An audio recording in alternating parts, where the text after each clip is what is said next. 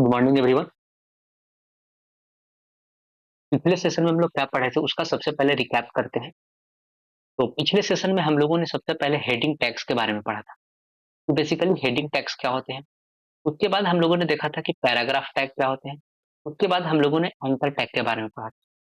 Heading tag के बारे में हम लोगों ने ये पढ़ा था कि हेडिंग टैग बेसिकली दो तरह के टैग्स आपने जैसे देखा था। सबसे पहले H1, H1 के बाद आपने देखा था H2, H2 के बाद आपने देखा था H3 और H3 के बाद आपने देखा था इसी तरह से आप H6 तक। और हम लोग ज्यादातर H1 और H2 और H3 यूज करते हैं, मोस्ट यूजली है। और H6 को लिस्ट यूज करते हैं, ठीक है। और हेडिंग टैग हम लोग बेसिकली यूज क्यों करते हैं। हेडिंग टैग किसी भी वेब पेजेस के अंदर अगर आपको हेडिंग देना है उसके लिए हम लोग क्या करते हैं कि हेडिंग टैग को यूज करते हैं। उसके बाद हम लोगों ने देखा था paragraph tag. Paragraph tag basically क्यों यूज करते हैं। पैराग्राफ राइट करने के लिए, अगर आपको कोई भी वेब पेजेस बनाने हैं उस वेब पेज के अंदर अगर आपको पैराग्राफ लिखना है तो हम लोग उसके लिए क्या करते हैं कि पैराग्राफ टैग के यूज करते हैं। फिर एंकर टैग देखे थे। एंकर टैग बेसिकली हम लोग एक पेज से दूसरे पेज को लिंक करने के लिए देखे थे, या फिर अगर आप अपने वेबसाइट के अंदर किसी दूसरी वेबसाइट का लिंक डालना चाहते हो आप उसके लिए भी यूज कर सकते हो। इन सारी चीजों के लिए हम लोग क्या करते हैं एंकर टैग को यूज किए थे। इन जो तीनों टैग्स थे हेडिंग टैग्स, पैराग्राफ टैग्स और एंकर टैग्स, इसको हम लोग पिछले सेशन में देखे थे। जो आज का सेशन है उस सेशन में हम लोग और ज्यादा टैग्स के बारे में पढ़ेंगे। जैसे आप देख सकते हो कि पहला जो टैग होगा इमेज टैग होगा, दूसरा बीआर टैग होगा, फिर बोल्ड इटैलिक अंडरलाइन टैग पढ़ेंगे, फिर बिग एंड स्मॉल टैग पढ़ेंगे और एचआर टैग पढ़ेंगे। इन सारे टैग्स के बारे में हम लोग पढ़ेंगे और देखेंगे कि इनका क्या क्या इंपोर्टेंस। तो चलिए हम लोग आज सेशन को शुरुआत करते हैं अपने इमेज टैग के साथ। इमेज टैग जैसे ही आपको नाम से पता चल रहा होगा इमेज, हम लोग अपने ब्राउजर्स के अंदर आप देखते होगे कि बहुत सारे इमेज ऐड रहते हैं। उन सारे इमेज को कैसे ऐड करते हैं, उस इमेज ऐड करने के लिए हम लोग क्या पढ़ते हैं इमेज टैग, ठीक है। आप डिफिनेशन का बात करो तो यहाँ पे डिफिनेशन लिखा हुआ है कि use to add image to your pages. Page या फिर आप वेब पेज बोल सकते हो या फिर आप अपने वेबसाइट पे बोल सकते हो कि जहां पे भी आप इमेज को ऐड करना चाह रहे हो उसके लिए हम लोग क्या करते हैं इमेज टैग यूज करते हैं। अब इमेज टैग यूज करने का सिंटेक्स क्या है, इसका सिंटेक्स है, देखो सबसे पहले हम लोग टैग का नाम लिखेंगे इमेज। इमेज टैग का नाम लिखने के बाद ये थोड़ा सा सिंटेक्स आपको इस तरह से, और फिर इसके बाद आपको क्या होगा इमेज बंद हो जाएगा और यहाँ पे आप क्या कर सकते हो इमेज लिख सकते हो इस तरह, ठीक है। इस तरह से हम लोग इसको यूज करके देखेंगे, अभी आपको पता चल जाएगा थोड़ा देर में कैसे यूज करेंगे। बेसिकली यही सिंटेक्स है। सबसे पहले आपको इमेज लिखना है। इमेज के बाद आपका उसका एक उसके अंदर एक एट्रीब्यूट होता है जिसका नाम है सोर्स। सोर्स मतलब आप इमेज कहाँ से ला रहे हो, ठीक है। और आपका यहाँ पे पाथ प्रोवाइड करना पड़ेगा। आप यहाँ पे पाथ प्रोवाइड करोगे और पाथ प्रोवाइड करने के बाद आप इसको क्लोज कर दोगे, ठीक है। तो वो आपको इमेज ऐड हो जाएगा। इसको हम लोग करके देखते हैं बेसिकली कि किस तरह से इसको हम लोग यूज करें। तो सबसे पहले हम लोग VS कोड पे चलते हैं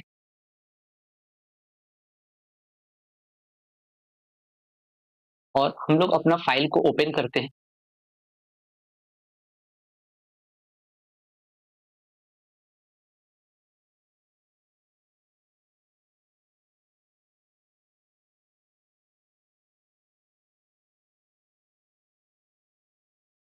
ओके, हम लोग क्या फाइल से नाम सेव किए थे आई थिंक मुझे रिमेम्बर नहीं है। तो हम लोग क्या करते हैं कि यहाँ पे एक नया फाइल ही बना लेते हैं, ठीक है। मुझे भी याद नहीं है कि मैं क्या नाम से बनाया था।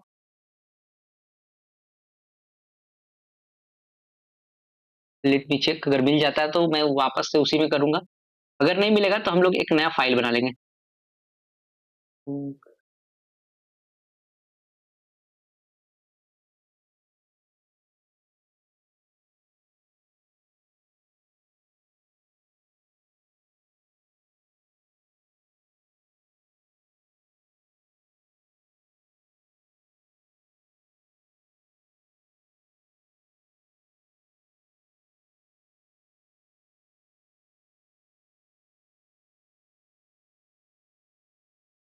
बेसिकली क्या होता है ना कि इसमें बहुत सारा, जब मैं कोर्सेस लेता हूँ तो वहाँ पे डिफरेंट डिफरेंट नाम है। तो मैं आज क्या करता हूँ कि अपना जो चैनल है उसी के नाम से मैं क्या करता हूँ कि यहाँ पे बना देता हूँ।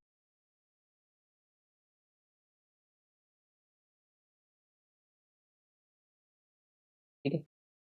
अब मुझे ढूँढने में भी आसानी पड़ेगी नेक्स्ट क्लास से, ठीक है? तो हम लोग आज डे 3 के अंदर हैं। तो सबसे पहले मैं यहाँ पे एक फ़ोल्डर बनाता हूँ, या फिर हम लोग डायरेक्ट करते हैं ना, यहाँ पे डे 3 डॉट एचटीएमएल, ठीक है? मैंने डे 3 डॉट एचटीएमएल नाम से क्या किया, एक यहाँ पे हम लोग फ़ाइल बना लिए, डे 3 डॉट एचटीएमएल।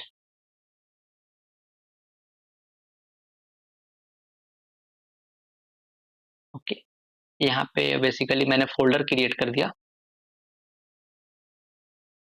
मुझे इसे डिलीट करना पड़ेगा, और मैं यहाँ पे फ़ाइल क्रिएट करना चाहता हूँ, डे 3 डॉट एचटीएमएल, ठीक है? अब देखो, हम लोगों ने क्या किया, डे 3 डॉट एचटीएमएल नाम से हम लोगों ने एक फ़ाइल क्रिएट कर लिया। अब मैंने आपको शॉर्टकट यहाँ पे क्या बताया था कि सिर्फ एक्सक्लेमेटर एंटर करोगे तो आपका जो बेसिक सा बॉयल अप कोड होता है, वो आपको कोड यहाँ पे जनरेट हो जाएगा, ठीक है? मैं एक बार इसको एग्जीक्यूट करके आपको दिखा देता हूँ कि आपको अभी किस तरह से दिखेगा। आप जब अभी अगर इसको एग्जीक्यूट करोगे तो बेसिकली ये इम्पटी है और इसके अंदर आपको कोई भी डेटा नहीं दिखेगा। जस्ट मैं इसके अंदर एक जाता हूँ, और आई होप आपको H1 टैग याद होगा, और मैं उसके अंदर जस्ट मैं लिखता हूँ हेलो जी, ठीक है? अब इसको मैं सेव करता हूँ, तो आप यहाँ पे देख सकते हो आउटपुट हेलो जी। आपने जो एक कोड जनरेट किया है, ये बेसिकली कोड सही है, इसी के अंदर हम लोगों को क्या करना है, इमेज टैग यूज करना है। तो मैंने क्या सिंटेक्स बताया इमेज टैग के लिए कि सबसे पहले आपको यहाँ पे क्या करना है कि इमेज टैग लिखना है। आपने इमेज टैग लिखा, और इमेज टैग को लिख के आपको क्या करना है, बंद कर देना है, ठीक है? और इमेज टैग को लिखने के बाद जैसे ही आप बंद करोगे तो यहाँ पे इसके अंदर एक एट्रीब्यूट होता है जिसका नाम होता है सोर्स। अब इस सोर्स के अंदर आपको क्या करना है, सॉरी मैंने वहां पे बताया था कि क्लोजिंग भी होता है, तो एक क्लोजिंग नहीं होता, डायरेक्ट ओपनिंग होता है, ठीक है? Sorry for that. अब यहाँ पे क्या करोगे कि इमेज टैग जो होता है, अब इस इमेज टैग के अंदर आपको पाथ प्रोवाइड करना पड़ेगा। और पाथ दो तरह के हो सकता है। जैसे आप यहाँ पे लिंक प्रोवाइड करोगे, जैसे आप यहाँ पे क्या करोगे कि लिंक प्रोवाइड करोगे, ये पाथ होता है बेसिकली, इसको आप पाथ बोल सकते हो या आप इसको लिंक बोल सकते हो। तो पाथ दो तरह के हो सकता है। एक तो पाथ हो सकता है कि अगर आप किसी भी इमेज का वेबसाइट से कहीं से उठाकर लिंक डाल दो, वो हो सकता है। या फिर ये हो सकता है आपका कोई सिस्टम के अंदर इमेज है, जैसे आपने एंकर टैग के अंदर देखे थे। एंकर टैग के अंदर आपने क्या देखा था कि अगर किसी भी दो पेज को लिंक करना है तो कैसे करेंगे, या फिर अगर किसी भी अदर वेबसाइट का लिंक देना है तो कैसे करेंगे। उसी तरह से सिमिलरली हम लोग इमेज में भी करते हैं। अगर इमेज में आपको कहीं दूसरे जैसे वेबसाइट का डायरेक्टली आपको लिंक देना है तो कैसे दे सकते हैं, या फिर अगर आपको कोई सिस्टम के अंदर इमेज है तो उसको कैसे लिंक दे सकते हैं, ठीक है? तो मैं ब्राउज़र में जाता हूँ, और यहाँ पे कोई भी एक इमेज, रैंडम सा कोई भी एक इमेज को क्या करते हैं कि हम लोग यहाँ पे जनरेट कर लेते हैं, ठीक है? कोई भी एक रैंडम सा इमेज, जैसे हम क्या करते हैं नोटबुक, ठीक है जी? नोटबुक, नोटबुक का सर्च किया और मैं इमेज के अंदर गया और कोई भी यहाँ से एक इमेज पे क्लिक किया, जैसे आप यहाँ पे देख सकते हो ये इमेज है। जैसे ये आप देख सकते हो कि आपको क्या दिख रहा है, नोटबुक। लेट मी, देखो नोटबुक है, और नोटबुक पे इमेज में गया है, और यहाँ पे मैंने क्या किया, ये जो इमेज है इस पे राइट क्लिक करके,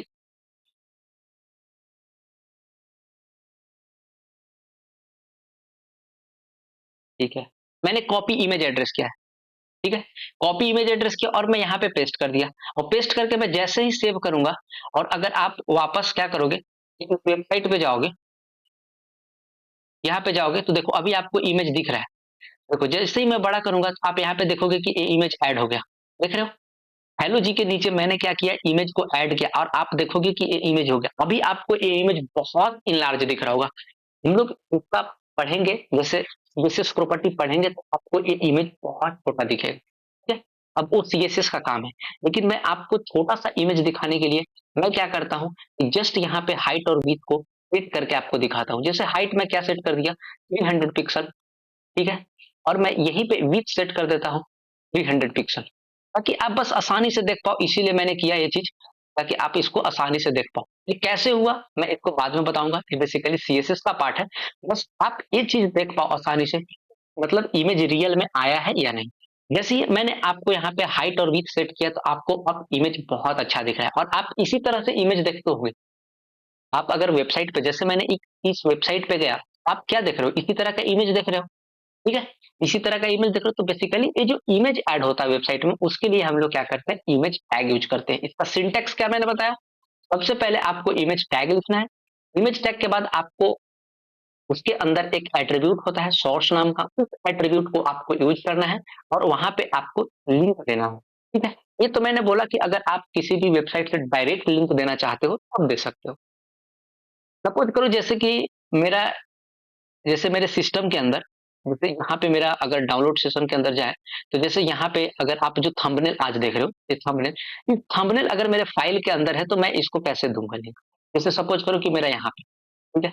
मैं इसको थोड़ा-सा रीनेम कर देता हूँ, ताकि आपको मैं कर देता हूँ थंबनेल, ठीक है? अब मैं सेव कर दिया। अब आपको अगर इस थंबनेल को लाना है, मतलब ये जो यहाँ पे आपको थंबनेल दिख रहा है, उस थंबनेल को अगर इस पेज पे लाना हो, आप कैसे लाओगे? मतलब समझ रहे हो? तो इसके लिए भी आपको कुछ नहीं करना है, जस्ट आपको इमेज टैग यूज़ करना है। कैसे यूज़ करोगे? मैं बता रहा हूँ।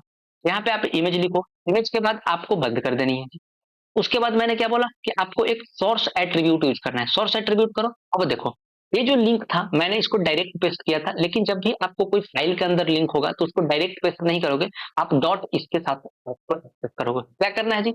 डॉट स्लैश डॉट यूज़ करके उसके बाद आपको स्लैश यूज़ करना है। जैसे ही आप ये चीज़ करोगे, आपको यहाँ पे एक ऑप्शन दे रहा है थंबनेल का, थंबनेल डॉट पीएनजी, ठीक है? और आप इसको जैसे ही सेव करोगे, अब देखो आपको यहाँ पे ये चीज़ दिख रहा होगा। लेकिन जस्ट मैं इन चीज़ों को कॉपी कर दे रहा हूँ ताकि आप इसको भी आसानी से देख पाओ।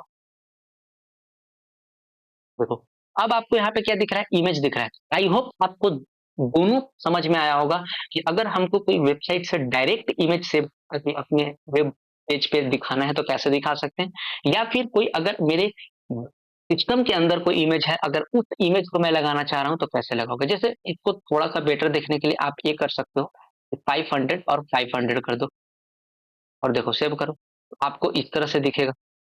समझ रहे हो? अब वो डिपेंड करता है कि आप किस तरह से, बस मैं बता रहा हूँ एक तरीका, अभी मैं यहाँ पे सीएसएस आपको नहीं पढ़ा रहा हूँ। तो आई होप आपको इमेज टैग के बारे में आइडिया लगा होगा और इमेज टैग समझ में आया होगा कि किस तरह से हम लोग यूज़ करते हैं। अब उसके बाद पढ़ते हैं एक बीआर टैग। ये जो बीआर टैग है ना, ये भी बेसिकली क्या है कि केवल ओपनिंग टैग, क्या है? Opening tag. मैंने आपको बोला था कि एचटीएमएल के अंदर आपको 2 तरह के टैग्स मिलते हैं। एक सबसे पहले ओपनिंग और क्लोजिंग टैग, जैसे आपने हेडिंग टैग देखा, पैराग्राफ टैग देखा, एंकर टैग देखा। इन तीनों जो टैग्स थे, ये ओपनिंग और क्लोजिंग दोनों थे। अब बहुत सारे बच्चे को ये भी डाउट हो सकता है कि सर कैसे ओपनिंग और क्लोजिंग, मुझे समझ में नहीं आ रहा है। आप मुझे बताओ ओपनिंग और क्लोजिंग का मतलब क्या है? तो जिन टैग के बीच कंटेंट लिखते हो, जैसे देखो मैं क्या करता था कि पैराग्राफ टैग यूज करता था और पैराग्राफ को वहां से इस ब्रैकेट के बंद करने के बाद इसके बीच बहुत सारे टेक्स्ट लिखते थे। बहुत सारे टेक्स्ट लिखने के बाद मैं क्या करता था कि लास्ट में इसको क्लोज करता था। तो जो ओपनिंग और क्लोजिंग के बीच में अगर जब कोई कंटेंट लिखा जाता है ना, तो that is called the opening closing tag. उसको बोलते हैं ओपनिंग क्लोजिंग टैग। अगर कोई ऐसा टैग होता है जिसका केवल ओपनिंग हो और जिसके बीच कोई भी कंटेंट नहीं, जैसे आपने देखा इमेज टैग के बीच में हम लोग कोई लिखे, कोई भी वहां पे कोई भी कंटेंट नहीं लिखे, उसी तरह से बीआर टैग होता है, बीआर टैग के बीच कंटेंट नहीं लिखते हैं। अब सर बीआर टैग के बीच जब कंटेंट नहीं लिखेंगे तो हम इस बीआर टैग को यूज क्यों करते हैं? का एक क्वेश्चन हो सकता है। अगर मैं बीआर टैग को जब उसके बीच कंटेंट ही नहीं लिख रहे हैं तो बीआर टैग हम क्यों यूज करेंगे? उसका भी एक अपना एप्लीकेशन है। क्या एप्लीकेशन है? उसके बारे में बात करते हैं। देखो, सपोज करो कि आपका कोई वेब पेज है, इतना बड़ा आपका कोई वेब पेज है, ठीक है? आपने वेब पेज पे लिखते लिखते गया और आपने यहां तक पहुंच गया। लेकिन आप क्या चाह रहे हो कि मैं यहां से इस पैराग्राफ को ब्रेक कर दूं। आपने इस तरह से लिखा। आप क्या चाह रहे हो कि मैं ये जो पैराग्राफ, सेकंड पैराग्राफ लिखा, मैं यहां से ब्रेक करूं। जब आप पैराग्राफ को ब्रेक करना चाहते हो, जब आप कुछ चीजें लिख रहे हो और उस चीजों को, लिखा हुआ चीजों को आप ब्रेक करना चाहते हो, तो कैसे कर पाओगे? उसके लिए हम लोग करते हैं बीआर टैग, और बीआर टैग को ब्रेक टैग भी बोला जाता है, लाइन को ब्रेक करने के लिए। हम देख सकते हो, use to add the next line या फिर line break to your page. ठीक है, समझ गए क्या होता है?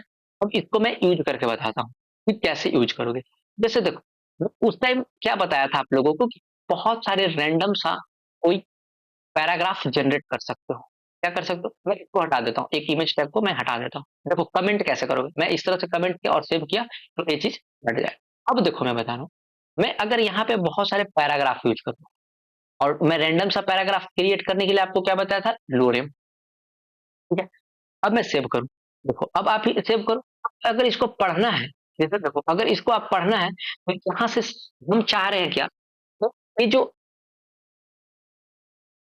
यहाँ जो दिख रहा है आपको इम्पीडिट, जहाँ से मतलब नीसी से आपका क्या हो जाए कि नेक्स्ट लाइन में चल जाए। तो मैं क्या करूँगा कि नीसी के पास जाऊँगा, नीसी कहाँ है? यहाँ पे, और यहाँ पे क्या करूँगा कि बिगर टैग को यूज़ कर लूँगा और मैं जैसे ही सेव करूँगा, आप यहाँ पे देखो नीसी जो था वो नेक्स्ट लाइन में आ गया। मैं क्या चाहता हूँ, ये जो संट लिखा हुआ है, संट से नेक्स्ट लाइन में आ जाए। तो यहाँ पे संट कहाँ लिखा हुआ है? यहाँ पे जी।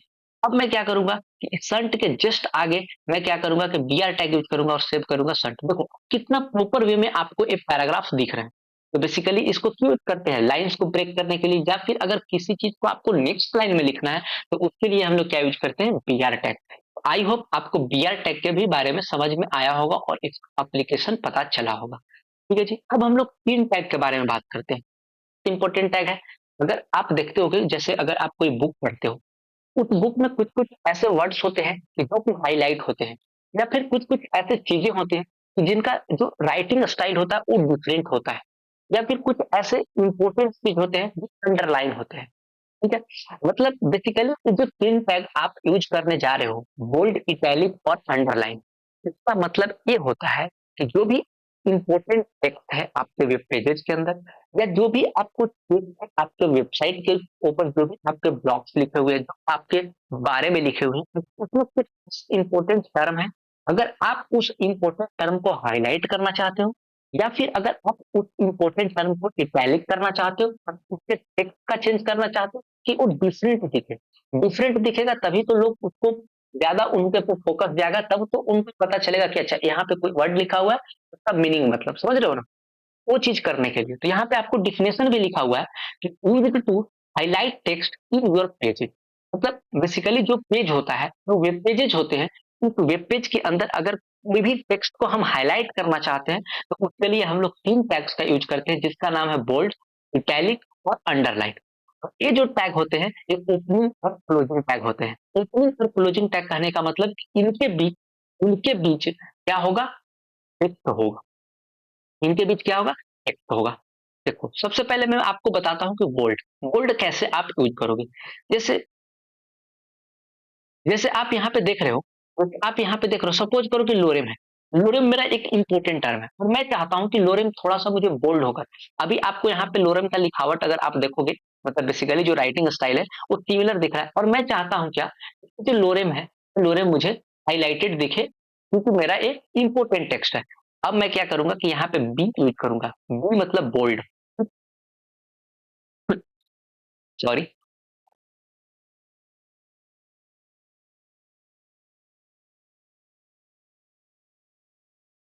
और जो भी टेक्स्ट था और उस टेक्स्ट को मैं यहाँ पे क्या करूँगा, पोस्ट कर दिया। मैं जैसे ही सेव करूँगा तो आप यहाँ पे देखोगे कि जो लोरेम है वो आपको हाइलाइटेड दिख रहा है, देख रहे हो? तो लोरेम बेसिकली क्या है, यहाँ पे हाइलाइटेड दिख रहा है। सपोज करो कि आपको यहाँ पे इलिट है और मैं क्या चाहता हूँ, इलिट को थोड़ा-सा मैं टेक्स्ट स्टाइल चेंज कर दूँ। इलिट को थोड़ा-सा टेक्स्ट स्टाइल मतलब बेसिकली इटैलिक बना दूँ।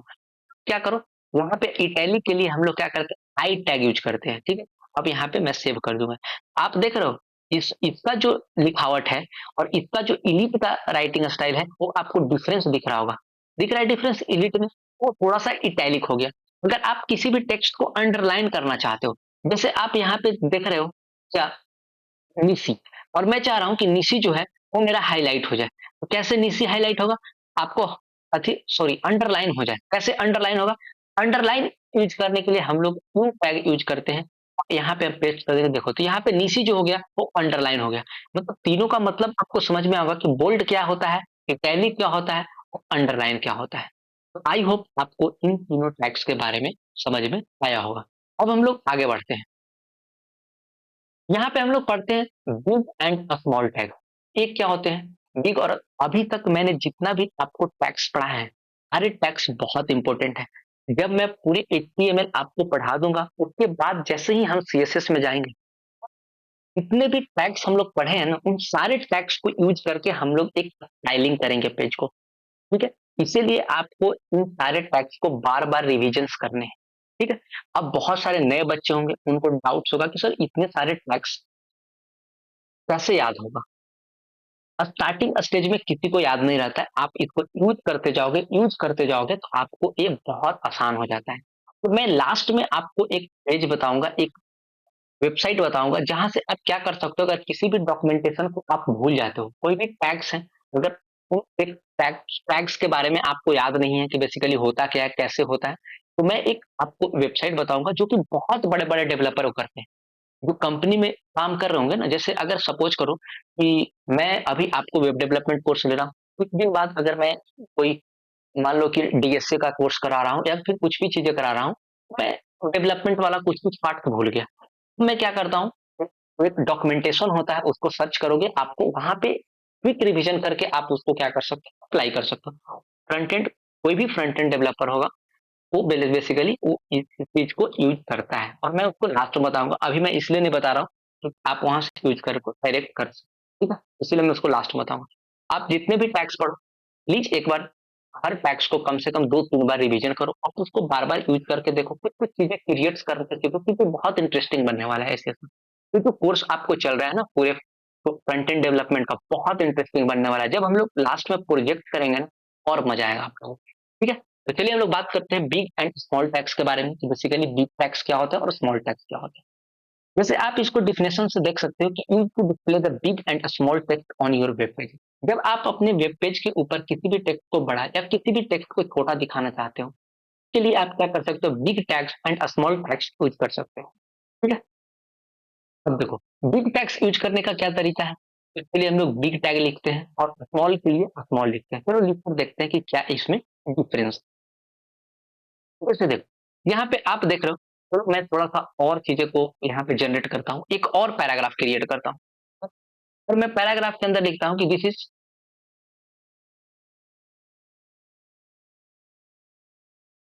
Third class of web development. ठीक है, मैंने कुछ ऐसे रैंडम सा लिख दिया, आप यहाँ पे देख सकते हो, this is the third class of web development. ठीक है? अब देखो, तो मैं चाहता हूँ कि जो क्लास है, जो क्लास है वो बिग दिखे, तो मैं इसको कॉपी करूंगा और यहाँ पे मैं क्या करूंगा, बिग लिखूंगा। बिग नाम से ही पता चल रहा है भाई, बिग मतलब बड़ा।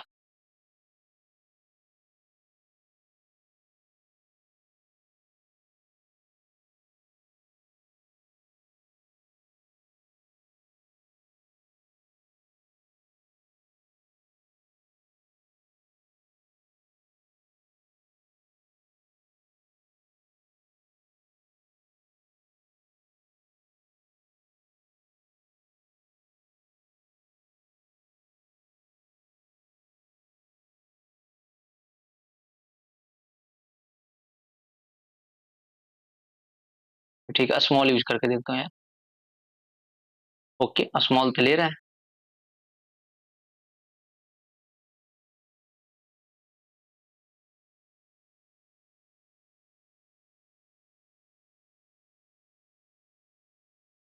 देखो, एक क्लास देखो, मैं यहाँ पे थोड़ा सा जूम कर देता हूँ ताकि आप इसको देख पाओ।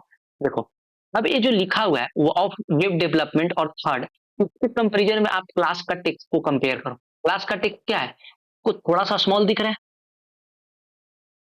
क्लास का टेक्स्ट को आप अति करो तो ये क्या हो रहा है, इनके कंपेरिजन में ऑफ वेब डेवलपमेंट, जैसे थोड़ा सा मैं अति कर देता हूँ, देखो ये बहुत छोटा दिख रहा है। ठीक है, मैं यहाँ पे बिग यूज कर रहा हूँ।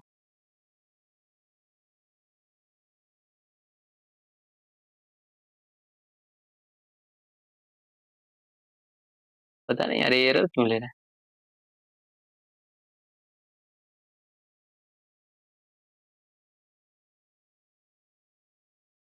हाँ, देखो, अच्छा इसका बेसिकली लिखावट ऐसा है, एरर नहीं ले रहा है, मतलब बेसिकली हम लोगों को आदत हो गया कि जब वो रेड लाइन आता है तो ना वो एरर शो करता है, पर एरर नहीं है। देखो यहाँ पे क्लास देखो, this is the third class of web development. मतलब ऑफ वेब डेवलपमेंट के कंपेरिजन में एक क्लास के कंपेरिजन में एक क्लास क्या है आपको बड़ा दिख रहा है। देखो ये जो आप बिग और स्मॉल, बहुत सारे बच्चे ये सोचे होंगे कि सर बिग का मतलब कि कैपिटल हो जाना, स्मॉल का मतलब कि सारे अति हो जाने, उसका मतलब ये नहीं है। मतलब है कि जो भी आपको टेक्स्ट लिखा हुआ है उस टेक्स्ट के अंदर आपको वो बड़ा दिखेगा और उस टेक्स्ट के अंदर आपको क्या दिखेंगे, ये छोटे दिखेंगे। समझ गए? तो ये होता है मतलब बिग और स्मॉल का मतलब कि to display the big and small text on your web page, on your page.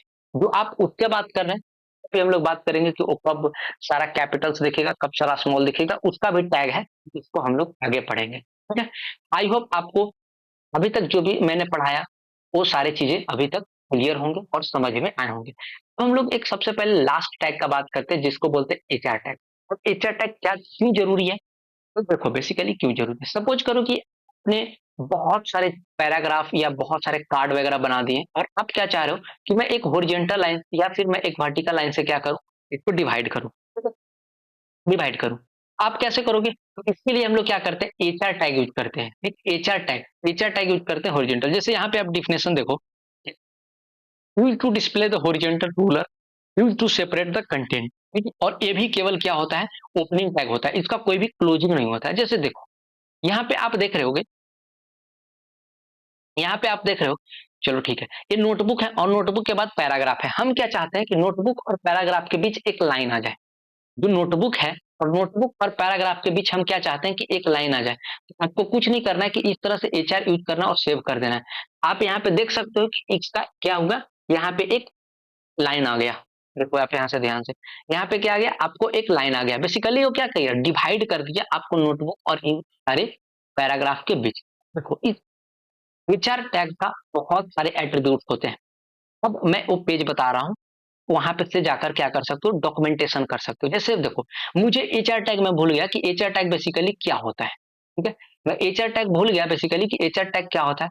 अब मैंने क्या बोला कि आपको एक डॉक्यूमेंटेशन सर्च करना है। क्या सर्च करना है? देखो ये चीज सर्च करोगे और बहुत डीपली में जाकर पढ़ोगे। इतना सारा टैग्स है कि मुझे पूरा टैग्स बताना यहाँ पे पॉसिबल नहीं है, लेकिन जो जो चीजें इंपॉर्टेंट है, जो जो एक बेसिक डेवलपर को आना चाहिए, वो सारे टैग्स के बारे में मैं बात करूंगा। लेकिन अगर आप इसके थोड़ा सा डिटेल में जाना चाहते हो, जैसे मैं यहाँ पे डालता हूँ एचआर टैग। ठीक है, एचआर टैग एमडीएन, एमडीएन ठीक है, एमडीएन एक वेबसाइट है, वहां पे आपको सारी चीज देखो एचआर टैग। अब एचआर टैग के बारे में बेसिकली आप जाकर यहाँ से पढ़ोगे, आपको बहुत सारे डिफिनेशन मिलेंगे, बहुत सारे यहाँ पे यूजेज मिलेंगे। और इसके बारे में एट्रीब्यूट, देखो एट्रीब्यूट अलाइन है, कलर है। अच्छा देखो यहाँ पे कलर आपको क्या दिख रहा है, जैसे आप यहाँ पे देखोगे इस वेबसाइट के ऊपर, अभी कलर आपको यहाँ पे क्या दिख रहा है, अभी आपको ब्लैक दिख रहा है। आप चाहो तो इसके अंदर जाकर कलर चेंज कर सकते हो। देखो कलर, और कलर के अंदर सपोज करो कि मैं रेड करता हूँ, इसको जैसे सेव करोगे तो देखो कलर यहाँ पे रेड हो गया। तो बेसिकली क्या एक एट्रीब्यूट है। एट्रीब्यूट मैंने क्या बताया था, जो भी टैग होगा, टैग का एक्स्ट्रा फंक्शनलिटी को बढ़ा देता है, टैग का एक्स्ट्रा प्रॉपर्टी ऐड कर देता है, उसको बोलते हैं एट्रीब्यूट। जैसे यहाँ पे क्या हुआ, कलर इसका क्या था, कलर इसका क्या था, कलर इसका एट्रीब्यूट था। और इस एचआर टैग का एक्स्ट्रा प्रॉपर्टी और उसकी एक्स्ट्रा फंक्शनलिटी को क्या कर दिया, इंक्रीज कर दिया, तो उसको बोलते हैं एट्रीब्यूट।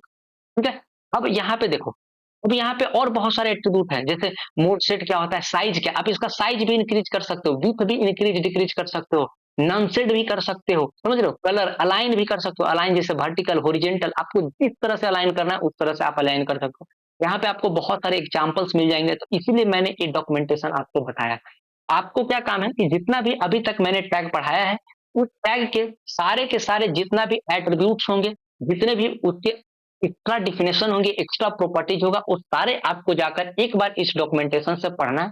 और पढ़ने के बाद आपको वीडियोज में कमेंट करना है, या फिर आप मेरे व्हाट्सएप लिंक बता सकते हो कि सर मैंने यहाँ तक कर लिया और इन सारी चीजों को मैंने सीखा है, ताकि आपको बहुत एक्स्ट्रा, देखो डेवलपमेंट का पार्ट यही होता है कि आपको मैं फुल फीडिंग नहीं कर सकता हूँ। जितना भी चीजें मैंने बता रहा हूँ उससे बहुत ज्यादा है, आपको बहुत मेहनत खुद से करना पड़ेगा। तो अभी तक मैंने जितना भी टैक्स पढ़ा है उसको आप यूज करके एक छोटा सा तो प्रोजेक्ट बना ही सकते हैं। जैसे आप अभी बहुत सारे, आप अपने एक वेब पेज बनाओ जिसमें बहुत सारा टैग टेक्स्ट यूज करो, हेडिंग यूज करो, डिफरेंट डिफरेंट चीजें यूज करो, जितना तक अभी तक मैंने टैग्स पढ़ा है। आई होप आप इन सारे चीजों को फॉलो करोगे, जितना भी मैंने आप लोगों को बताया था। तो आज के क्लास में हम लोग बस 4 टैग तक रखते हैं, और आई होप आपको वीडियो अच्छा लगा होगा। तो थैंक यू।